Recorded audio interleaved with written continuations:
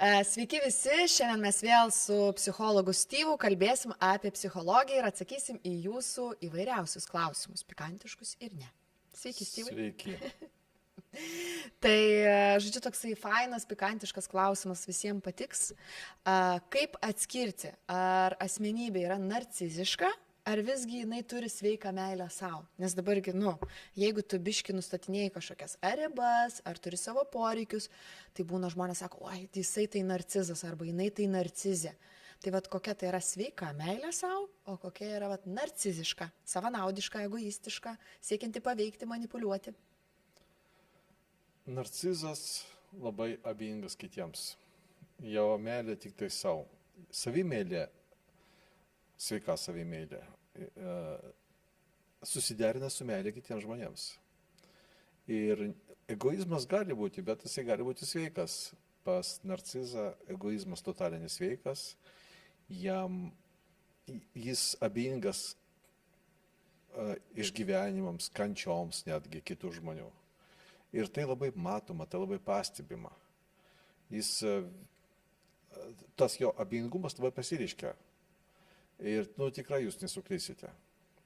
Turite omeny, kad jeigu, sakykime, kažkas šalia pradeda verkti, jisai gali paimti, užsisukti ir abejingai atsitraukti, taip? Jo, bet net ir paprastesniuose dalykuose. Jisai ant tiek nesuvokia, kaip reikia bendrauti su kitais žmonėmis ir tai, kas kitams gali būti nepriimtina, kažkokia tai neatsakomybė kitų žmonių atžvilgių, jo bendravimas, kad jisai visas jo dėmesys būna susitelktas tik tais į jį patį. Tai vat, iš tikrųjų, jūs neapsiriksit. Narcizai moka atsiprašyti? Ne. Ne. Jie gali apsimesti, jeigu jie supranta, jie labai geri manipuliatoriai. Įvaizdį gerą sudaro apie save, ne? Jo, jie sugeba labai pasirodyti kartais. Ir išorėje gali būti žmogus, atrodo, kad jisai kompanijos siela, dar kažkas, bet kaip jisai bendrauja su artimaisiais, koks jisai savo aplinkoje, koks jisai namuose, iš karto viskas pasireiškia. Dažniausiai tikriausiai yra antiek abejingi, kad niekada nesigilina kito žmogaus jausmus, jeigu jam kažkas skauda tam kitam žmogui, teisingai? Taip, be abejo. Ir visada tikriausiai teisūs, ne? Taip, ir jisai gali tiesiog pavesti kitus žmonės ir net nesuprasti, kokios čia problemos. Jis nesijaučia įsipareigojęs kitiems. Tai tokios atsakomybės vengimas. Labai žemas emocinis intelektas. Viskas apie save. Ir nuvertinimas kitų.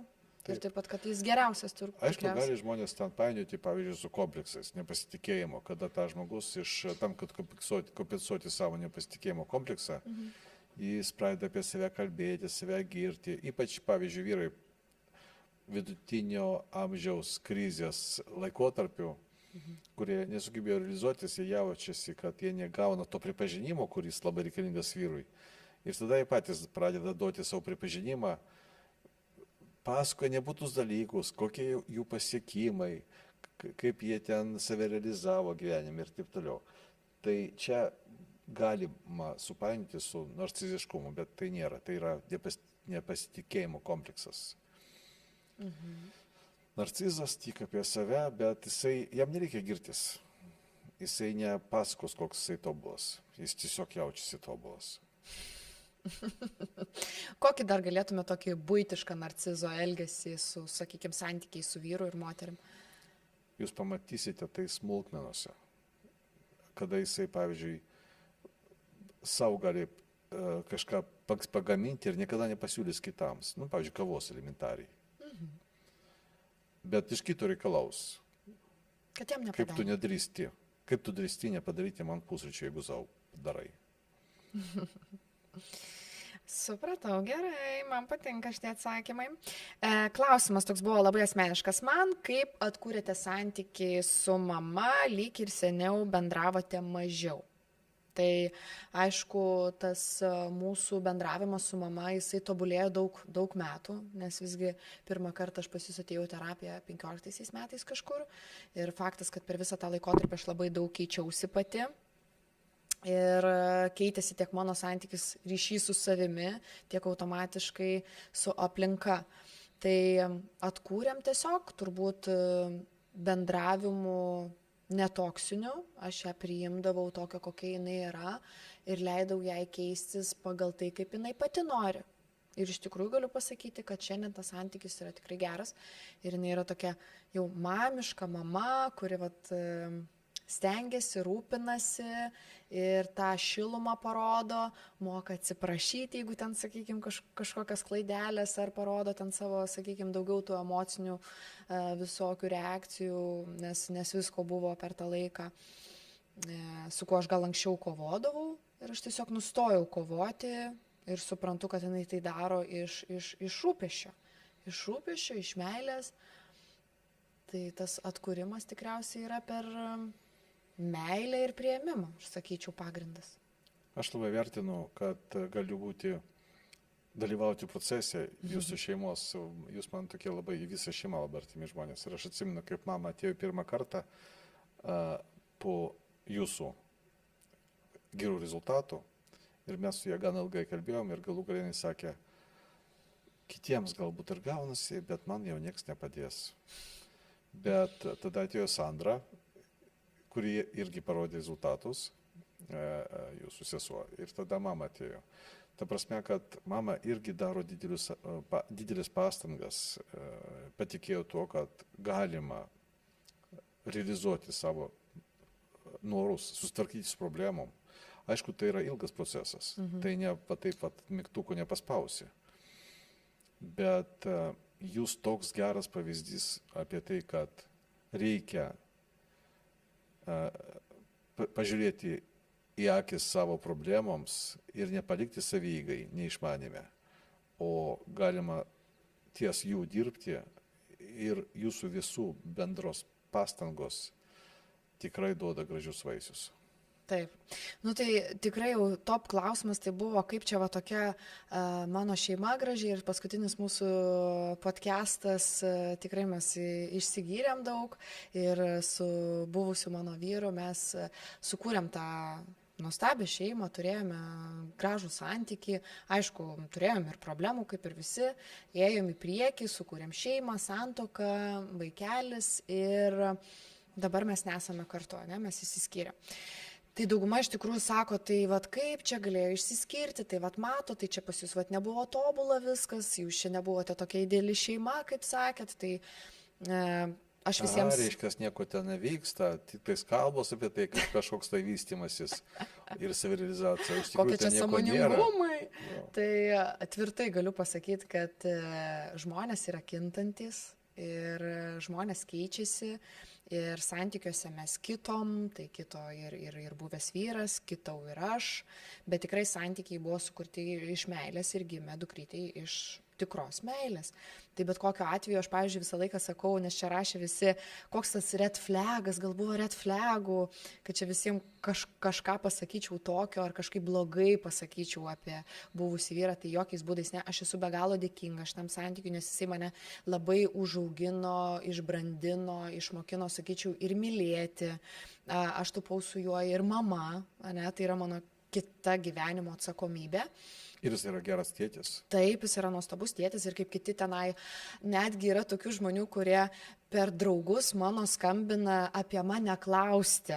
Tai aš noriu nuimti gal tas irgi kalbas tuo pačiu, kad pasakyti, kad jis yra nuostabus tėtis, jisai tikrai prisiema atsakomybę, mes dalinamės mergytės auginimu kartu ir dėl to aš tiek daug galiu sau leisti laiko, nes dukrytė jis mato kas antrą dieną ir būna ir savaitgaliais, ir vakarais, ir naktimis, ir kai serga, ir rūpinasi. Tai tiesiog mes, jeigu taip pasižiūrėti mūsų santykį, pas mus buvo ir partnerystė, ir tėvystė, ir tiesiog mums nesigavo partnerystė, bet ne tėvystė, nes tėvystė tai aš vertinčiau tikrai 100%. Tiesiog pradėjom keistis. Ir tiesiog nebegalėjom vienas kitam toliau duoti. Galiu paliudyti, kad tai buvo tikrai graži meilė, labai gražų santykiai, aistringa, visokia. Bet žmonės būna kartu, kol jie turi bendras vertybės arba gali duoti viens kitam tai, ko kitam ir savo reikia. Ir dėja būna taip gyvenime, kad kažkas pasibaiginėja, prasideda kiti etapai. Jo. Bet jūs liekate visam gyvenimui partneriais. Ir čia irgi menas mokėti būti partneriais. Jo, ir dažniausiai kažkaip tai žmonės labai kažkaip tai reaguoja, lyg tai būtų kažkoks tai toksai dalykas, ne apie sąmoningumą visiškai. Kad jeigu tu ten kažkokią ar verslą uždarai ir ten, sakykime, aš dabar nustočiau savo veiklą vykdyti ir gal pradėčiau tiesiog paveikslus tapyti, sakykime, ar ne, tai kažkaip žmonės gal vertintų, kad čia kaip gali kažkokie etapai užsibaigti, kad tai nėra sąmoningumas ir kad negali kažkoks santykis, kažkokia veikla, kažkoks bendras kelias išsiskirti gražiam lygyje. Aš, sakykime, tai dedu 100% pastangas, kad tai būtų gražu ir kuo gražiau, kad tai būtų. Mūsų istorijos apie mūsų gyvenimo istorijos, apie išbandymus. Jeigu būtų filmas, kur viskas idealu. Susitiko, jis idealus, jį idealiai pagimdė idealius vaikus ir po to idealiai nugyveno iki mirties. Arba iš viso būtų nemirtingi.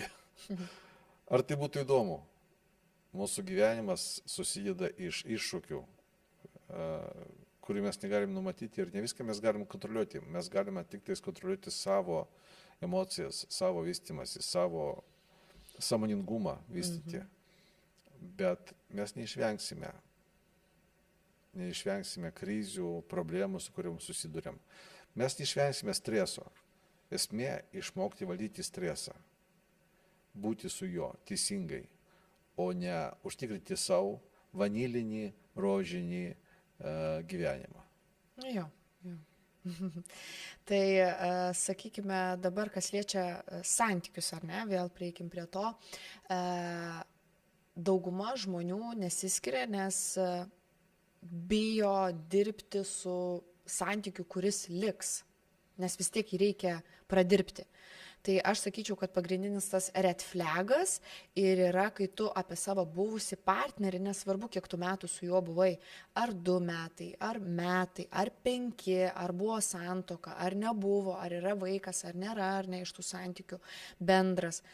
Tai, ar buvime kartu. Taip, ir esmė yra red flagas, kaip visi žmonės klausia, tai ir yra, kad tu blogai atsiliepi apie savo buvusi partnerį, kad tu jį visaip įžeidinėjai viešai, kitiem girdint ar netgi negirdint. Aš manau, tai yra pats blogiausias dalykas, tai yra oficialus red flagas. Tos durys, reiškia, yra neuždarytos, nepradirbtos ir tau statyti santykių naujų tikrai neišeis, jeigu tu atsiliepi blogai apie buvusią partnerę ar partnerį ir tu nesi pradirbęs savo dalykų.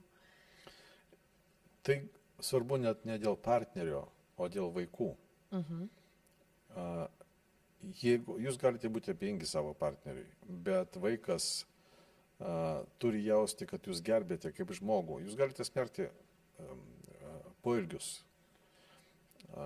savo buvusio partnerio ar partnerės, bet vaikas turi jausti, kad jūs gerbėte tą žmogų. Už tai, kad jis buvo jūsų partneris ir dėl to, kad jis yra tėvas arba motina jūsų vaiko. Jeigu jūs norite sveikatos psichologinės, sveiko asmens vystymosi savo vaikui, pasistengkite išvengti tokių dalykų, kad bent jau prie vaiko elgtis nepagarbiai, atsiliepinėti nepagarbiai apie savo buvusį partnerį. Nes iš tikrųjų labai daug tokių žmonių, kurie labai negražiai atsiliepia, tai aš visą laiką, pavyzdžiui, sakau, kad jeigu tu atsiliepi blogai apie kažką, kas buvo tavo gyvenime ilgai ir tu tą žmogų pasirinkai, tai yra tik apie tave, jeigu tu... Taip. Jei moteris uždirba daugiau, o vyras mažiau, ką daryti, kai vyras dėl to pats blogai jaučiasi? Sakykime, toks klausimas. Tai pakankamai sudėtinga situacija ir labai dažnai būna su tuo problemos. Jiems reikia susitarti, kaip jie pasidalina savo rolės, savo vaidmenį šeimoje, kas už ką atsakingas ir taip toliau. Jeigu vyras vyriškas, bet dėl nepasitikėjimo savimi, dėl vėlgi neteisingo auklėjimo vaikystėje, jisai kompleksuoja, tikriausiai problemų išvengti nepavyks. Bet jeigu šiaip tai santykiai labiausiai priklauso nuo moters. Moteris labiau jaučia emocinius santykius ir sugeba kurti tą santuokos aukurą. Ir pasistengkite atrasti galimybės duoti pripažinimą savo vyrui. Jūs padarysite jį stipresniu, silpni žmonės daro klaidas. Jeigu jūs padarote savo vyrą per pasitikėjimą, per sužavėjimą stipresniu, jis galų gale susilinkins su jumis ir savo pajamose, o galbūt jam ir nereikia, ir jums nereikia, kad jisai uždirbtų daug, bet jisai gali realizuoti save kaip vyras, kaip tėvas, kitom priemonėm. Bet čia yra kaip tik labai išsikalbėjom per tą pripažinimą, ar ne? Ar gali būti taip, nes kita moteris, buvau terapijoje ir ne kartą ir dariau visas technikas ilgą laiką per pripažinimą, per tą jam davimą meilės, šilumos, kad jis geriausias, pastebėjau jo talentus, net nekontroliavau, neknisau jam proto, paprastai tariant, ir vyras vis tiek toliau geria, vartoja alkoholį, ar įmanoma užkišti tai, ko negaliu padaryti aš? Užlopyti, ta prasme, tos trauminius dalykus, kurios galbūt vyras yra pats patyrę savo vaikystėje. Jeigu jisai pats nesprendžia, visiškai nenori susitikti su savo tais dalykais, kurie galbūt yra net ne apie santykį šeimoje, bet, sakykime, gal tai yra iš vaikystės traumų patirtų, kaip jį gal ten menkino mama su sužeistumu, ten ar tėtis, sakykime, gal jo iš vis nedalyvavimas buvo. Ar tikrai tą jau nesako daug metų ir jinai daug kartų čia ta moteris rašė man.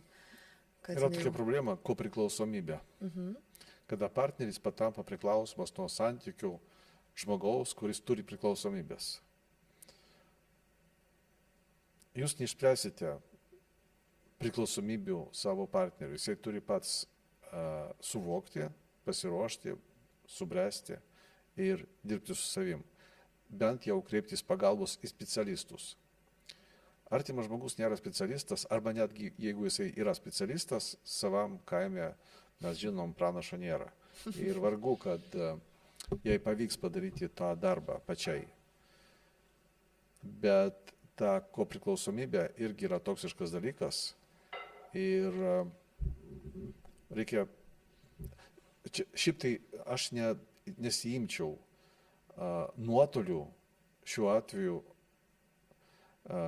diagnozės išrašyti ir kažką ten primesti kažkokius tai sprendimus. Tai yra antiek subtilus ir toks dalykas, apie kurį reikia labai atsargiai kalbėti. Bet gali tai būti, kad tiesiog yra nebrandus vyras, kuriam jau nepadės jokia motyvuočiausia ir geriausia ir šilkinė moteris, teisingai? Be abejo. Tiesiog, nes gali tos priežastys būti ir kitur. Be abejo. Ir reikia žiūrėti, kodėl jis tokius susidėjo.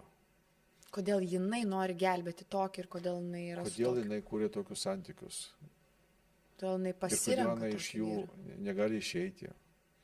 Čia vėlgi tikriausiai programa iš šeimos. Ir jos programa iš šeimos, nes jinai vis dar nori būti ta gelbėtoja. O čia tik tai kita aukos pusė tikriausiai, ne? Kur tu, kad tik bėgti nuo savo gyvenimo, tada tu kitą pradedi gelbėti. Taip. Jūs iš savo pusės galite viską padaryti teisingai. Bet jeigu neatsišaukia, tai reiškia santykių nėra. Ir tai yra skaudžiausia tikriausiai suprast, kai santykių nėra, kad tiesiog santykių ir nėra, ne? Gerai. Kaip manote, ar vaikas turi matyti, kad ir mamai būna dėl kažko liūdna, sunku, kad ir mama gali verkti ir su kažkuo nesusitvarkyti? Nes iš to, kuo jūs dalinatės, suprantu, kad moteris ar mama turi būti savipakankamume, džiaugtis, savirealizacijoje, bet kaip su tom emocijom, kurios jau būna gyvenime liūdnos, depresyvios, dugnai kažkokie, ar kaip? Vėlgi, savipakankamumas tai reiškia, kad vėlgi vanilis rožinis gyvenimas. Savipakankamumas reiškia, kad jūs susidurite su iššūkiais, su problemomis, išgyvenate stresą, bet mokate jį pabaigti. Mokate tvarkyti su savo emocijoms ir su stresu. Ir būtent šitaip išmoksta vaikas. Kad vaikas mato, kad mama susiduria su stresu, turi išgyvenimus, yra gyvas žmogus, bet jį galų gale susitvarko su to stresu. Štai čia geriausia pamoka vaikui. Taip, tai realiai iš esmės vat ir yra tas sveikas identitetas, kad tau atsitikus kažkokiai problemai, tu faktas kaip žmogus ir verki, ir išliūdi, bet tu gali jau padaręs praktikas, nusiraminimus, kažkokias ten gedulo emocijas patyręs, liūdėsi išgyvenęs, praeiti per tai, priimti sprendimus ir gyventi kitaip. Ane? O nesąmoningas žmogus, be identiteto, ir lieka toj savigraužoj, kaltėj, gėdoj ir tiesiog tai nepasibaigia, tada tai gali tapti ir kažkokia neurozė gilia, ar ne? Be abejo. Iš kitos pusės, ne mažiau kenksmingas dalykas, jeigu vaikas mato, kad mama slopina emocijas, skausmą, galbūt net gedulą, galbūt bet kokias negatyvias emocijas. Slopinti emocijas nevalia, jas reikia išgyventi. Net pačias stipriausias, bet galų galia reikia išmokti su joms susitvarkyti. Vaikas ir šitą turi matyti. Nes daug žmonių iš tikrųjų jaučia viduje, sakykime, skausmą, liūdėsį, gedulą kažkokią, sakykime, dėl netekties ir jie ne tai, kad atsisuka į tai, kad išverkti ir tai išbliauti natūraliai, ar ne, tas katarsis, kai būna, kai tu susitinki ir sau leidi su to susitikti, kad išgyventi ir eiti toliau, bet tu save tiek apkarstai visokiais dalykais, su naujom veiklom, sportais, ten projektais, telikais, muzika, vakarėliais, taip užkiši savo gyvenimo dieną, kad tik tau nereiktų netgi elementarios tylos išgirsti, nes toj tyloj tu išgirstum turbūt save. Mes galim vėlgi pradėti nuo kūno. Pavyzdžiui, būna koks nors pulinys, kažkokia problema atsiranda, ne? Spogas didelis aknės. Jo. Pavyzdžiui, vyrai bijo ten pažiūrėti, nekurie. Taip. Ir stengiasi ignoruoti. Aš nežiūrėsiu, ten svaimiai sugis kaip nors. Ir jie apsimeta, kad tų dalykų nėra, net jeigu ten skauda. Kol pasidaro tokia problema, kad jau net gydytojams sunku susitvarkyti. Emociniam lygmenyje tas pats. Mes negalime ignoruoti problemų. Negalime nuslopinti ir apsimesti, kad nieko nėra ir gyventi tiesiog lyg tais to niekada nebuvo. Tas dalykas neišnyksta. Bus labai nemalonios, liūdnos pasekmes. Dėl to svarbiausias dalykas reikia išmokti išgyventi savo jausmus, savo emocijas, pripažinti jas ir po to tik tais mes galim pamatyti išeitį, užbaigti streso reakcijas biocheminės ir gyventi toliau. Jeigu mes to nepadarome, gaminasi neurotoksinai, kurie yra prouždegiminiai, dėl kurių pradžioje būna psichologiniai sutrikimai, bet kokie nerimas, depresijos, savimi nepasitikėjimas, toliau ir panikos priepuoliai ir, žodžiu, gali būti paūmėjimas visų psichologinių problemų, o po to degeneratyvinės lygos. Visos uždegiminės problemos organizme ir artritai visokie, ir kardiovaskuliarinės problemos. Dažniausiai prasideda viskas nuo virškinimo trakto, bet kokių. Stemplės uždegimas, skrandžio, virškinimas kažkoks tai sutrikęs. Taip. Visa tai būna būtent dėl to, kad gaminasi tie neurotoksinai, dėl kurių sutriksta microbiome, tai yra mūsų bakterinis fonas. Žodžiu, prasideda negalavimai jau mūsų kūne ir po to iki vėžių, jeigu mes nesusitvarkome. Ir yra žmonių, kurie, sakykime, pati pažįstu, kur, sakykime, turi žarnyno tam tikrų sutrikimų ir tai tęsiasi nuolat kiekvieną dieną ir žmogus tiesiog sau sako, kad ai, tai nieko tokio, čia man tai būna. Tai tiesiog jisai bijo pripažinti ir ieškoti tos priežasties, arba, pavyzdžiui, būna nueina pas daktarus ir daktarai tyria ir sako, kad jums viskas gerai ir išleidžia. O žmogus, sakykime, vis tiek toliau viduriuoja pastoviai, ne? Bet jam neranda jokios ligos. Taip, žarnyno pralaidumas, visos šitos problemos. Po to prasideda dermatitai. Atopinis dermatitas, psoriazė, belenkas. Prasideda problemos su oda, akne. Čia jau antras etapas dažniausiai visų šitų problemų. Nes nėra sveikos medžiagų apykaitos. Tai visą laiką prasideda nuo neužbaigto streso. O stresas visą laiką mėgsta pasislėpti, nes tas žmogus tikrai nenori sužinoti tiesos. Jisai nemėgsta pasislėpti, žmogus linkia jį ignoruoti, bijo pažiūrėti savo stresų į akis, nemoka su juo tvarkytis. Nes to neišmoko, nes tėvai taip pat nemokėjo elgtis su stresu ir taip pat nemokėjo įgyvendinti to pokyčio, kad gyventi laimingai, taip? Taip, formuojasi neišmanimas, emocinis neišmanimas, kuris veda prie visų šitų problemų. Reikia suvokti, kad sprendžiama, reikia sauliaisti tikėti tuo, kad jūs galite pasiekti taško, kur su jumis bus viskas tvarkoje. Kad ne tik tais jūsų emocijos, bet ir jūsų kūno problemos galų galę susitvarkys. Dabar ta populiari yra psichosomatika, kurią šiaip antiek išverčia iki kažkokios ezoterikos ir visokių nesąmonių. Taip. Psichosomatika yra tikras dalykas, bet nereikia ten iš jos per daug tikėtis ir nereikia traktuoti kaip vos nežinau, astrologijos, ne? Į ką linkia nekurie žmonės. Bet tai yra tiesa. Mūsų emocijos atsišaukia mūsų organizme, fiziologiniam. Faktas, kad viskas, kas yra kūne, yra ir psichologijai, ir atvirkščiai. Kas psichologijai, tas atsispindės kūne, teisingai? Taip, mes esam viena. Vienas bendras. Tai tie žmonės, kurie nenori į tai pasižiūrėti, tiesiog geria vaistus nuolatos ir tik tais mediciniškai viską gydo? Jie ne tai, kad nenori. Jų ribotas matymas. Jie tiesiog nemato. Jie neišmanimas. Taip, neišmanimas. Nes aš labai daug tokių žmonių žinau, kurie, sakykime, turi psichologinę problemą, eina tik pas gydytojus, gydytojas nieko neranda, ten, sakykime, paimkim paprastas nervinis tikas, nežinau, panikos atakos ar dar kažkas. Ir eina pas gydytojus, geri tyrimai, nieko nerado ir palieka. Dėl to, kad jie neturi drąsos, neturi to suvokimo, kad tai yra problema ir kad reikia eiti pas kitus specialistus, teisingai? Aš turėjau tokius atvejus, kada vaikas gimė ir tėvų santykiai labai pablogėjo. Ir ten buvo pastovus skandalai ir, žodžiu, ten emocinis pastovus fonas labai toks sudėtingas. Vaikui išsivystė baisiausias atopinis dermatitas, kad jie turėjo naktimis sėdėti, pastoviai glostyti vaiko kojas, kad jisai bent galėtų pamiegoti, kitaip jisai negalėjo net miegoti. Eik tu savo. Ir tai akivaizdžiai buvo dėl to, kad jis augo tuo metu. Galų gale, kada jisai užaugo, mes susitvarkėm su visom problemom, išsprendė tuos dalykus, kurie jį kamuodavo iš vaikystės.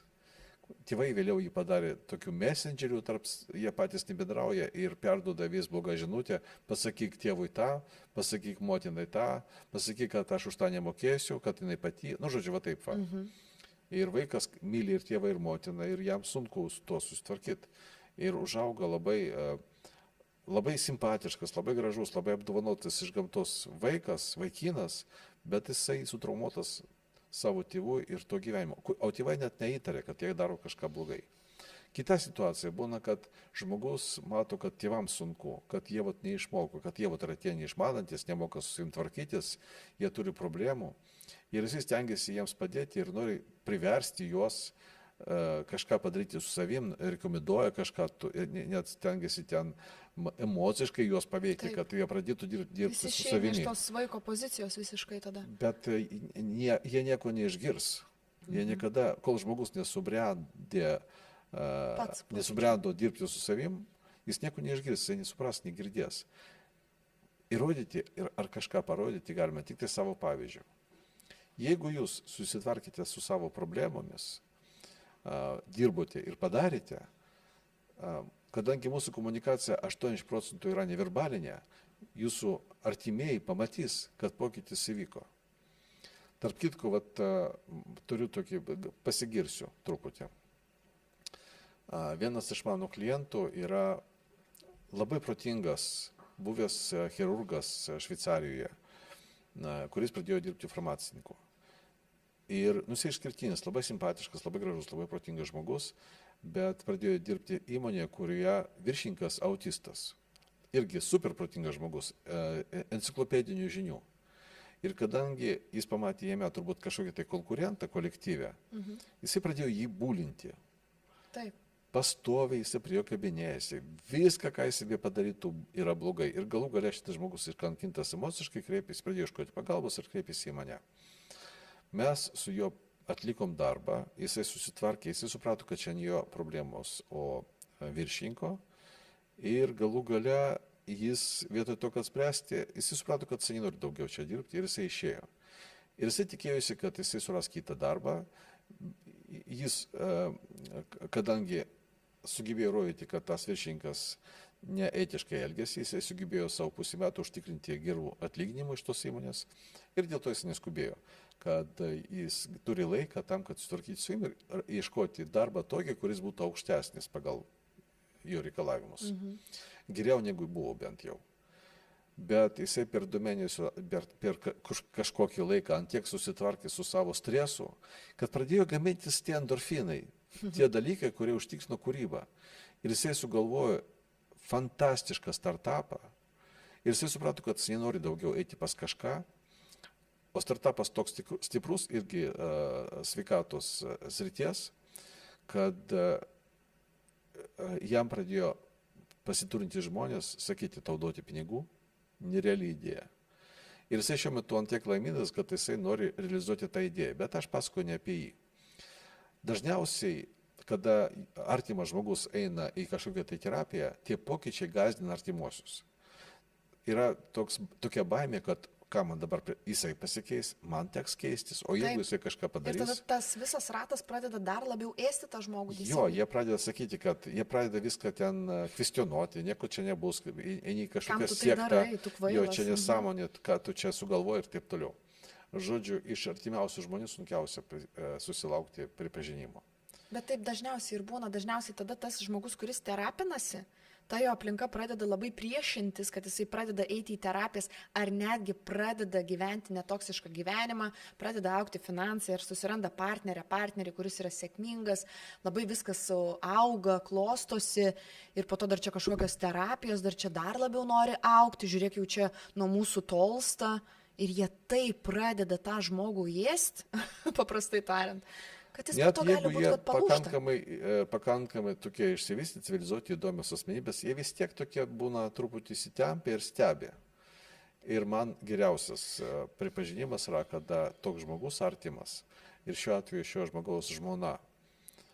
Mes su juo dirbom pernai birželio mėnesį ir sausio mėnesį jie ateina ir sako, aš taip žaviuosi pokyčiais, koks jisai patapo dar geresnis vyras, dar geresnis tėvas ir kaip jisai, koks jisai pasidarė kūrybingas, kiek daug iš jo gerų emocijų, aš noriu irgi tokių pokyčių savo gyvenime. Ir nors pas mane, lietuviams pas mane pigiau kainos, pas mane gan aukštus kainos, bet turėkite omeny, kad lietuviams vis tiek pigiau, užsienė, ypač Šveicarijoje, ten tikrai pakankamai didelė suma.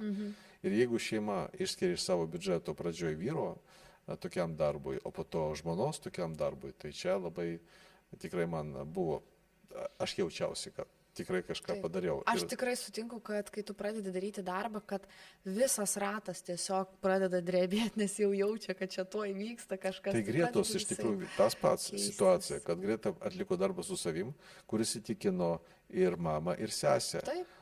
O ir po to sesers vyras atėjo lygiai taip pat. Nu, žodžiu, jeigu mes darome darbą teisingai, mes tikrai galim paveikti kitus, taip kad jie pradeda vėlgi irgi daryti tuos pokyčius. Nebūtinai net pas mane ateina. Pavyzdžiui, yra situacija, kada mano klientė padarė tokius pokyčius su savim, jos mama, kuri buvo visą laiką negatyvis, niekada jūs nepagodė, visą laiką kritiška, manipuliatorė.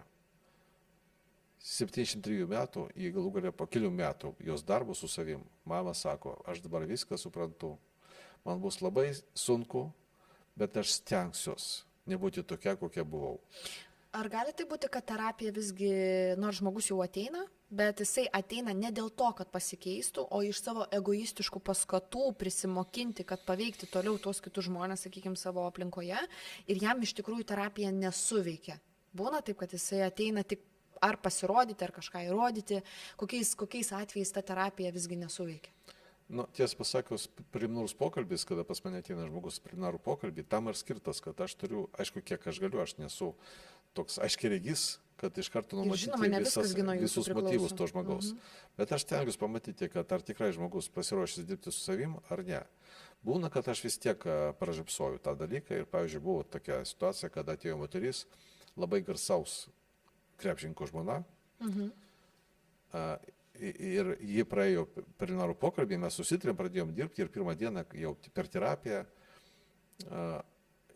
jį tokia nustebusi ir, žodžiu, paaiškėjo, kad jie atėjo išmokti valdyti vyrą. Nu taip, dėl savo egoistiškos. Jo, o ne dirbti su savim.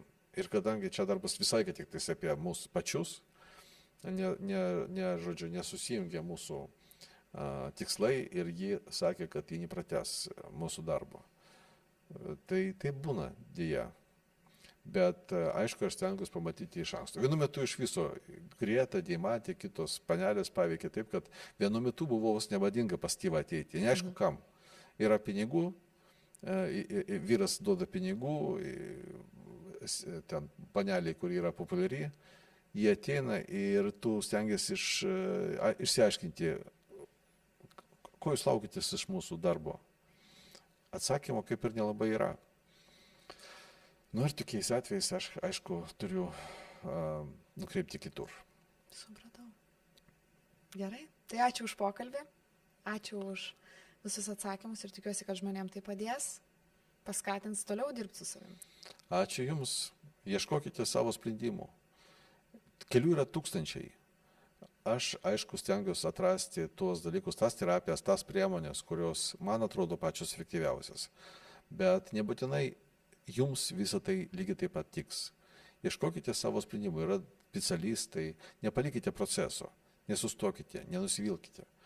Jūs arba pats surasite priemonės, arba galbūt ir spręsti savo problemas, kurias visą laiką atsiranda, ką reikia spręsti gyvenime. Nestupinkite jausmų, nebėkite nuo problemų. Arba suraskite tą žmogų, kuris jums pasirodys pasitikinantis ir jūs galėsite jam patikėti savo terapiją, savo darbą su savim. Jeigu jūs atėjote kažkur ir nepavyko, nepasiteisino jūsų lūkesčiai, tai nereiškia, kad reikia sustoti. Reikia bandyti dar ir dar kartą, jūs atrasite vis tiek savo žmogų, kuriam jūs jausite tą pasitikėjimą. Žodžiu, visus raginu. Deja, mes dabar vis labiau matome, kad tai yra tiesiog gyvenimo dalis. Mes visi susidurime su iššūkiais, su stresais ir reikia išmokti su tais stresais dirbti. Kartais būna, kad pačiam to padaryti neįmanoma. Žodžiu, aš raginu visus nesustoti, būti procese. Ačiū. Ačiū visiems. Ačiū.